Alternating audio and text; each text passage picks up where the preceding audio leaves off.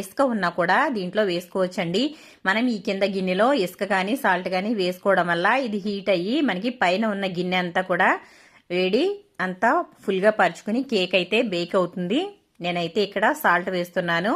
బయట వర్షంగా ఉందండి, ఇసుక మనకి దొరకదు కాబట్టి సాల్ట్ అయితే ఉంది. సాల్ట్ అయితే వేసాను. ఇప్పుడు స్టవ్ అయితే వెలిగించేసుకుని ముందుగా మనం సాల్ట్ వేసిన గిన్నె అయితే పెట్టుకోవాలి. ఈ గిన్నె పెట్టుకున్న తర్వాత మంటని హై ఫ్లేమ్లో పెట్టుకోవాలి 2 నిమిషాలు. ఆ తర్వాత మనం గిన్నె పెట్టగానే కొంచెం మంట అయితే తగ్గించేసుకోవాలండి. ఈ విధంగా గిన్నెని పెట్టగానే ఇది ఇక్కడ సెట్ అయిపోతుంది కింద. చూడండి ఒకసారి. ఇలా అయితే కింద మనం పెట్టిన సాల్ట్ గిన్నె ద్వారా పైకి వేడి అనేది వచ్చి కేక్ అనేది బేక్ అవుతుంది. పైనంతా హోల్ ఉంటుందండి. ఈ హోల్ ద్వారా మనకి వేడి అనేది పైకి జనరేట్ అయ్యి కేక్ అనేది బేక్ అవుతుంది.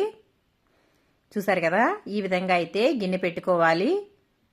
ఇప్పుడంటే ఓవెన్స్ అలాగే ఎయిర్ ఫ్రైయర్స్ అన్నీ ఉన్నాయండి. ఒకప్పుడు అయితే ఏమీ ఉండేవి కావు కాబట్టి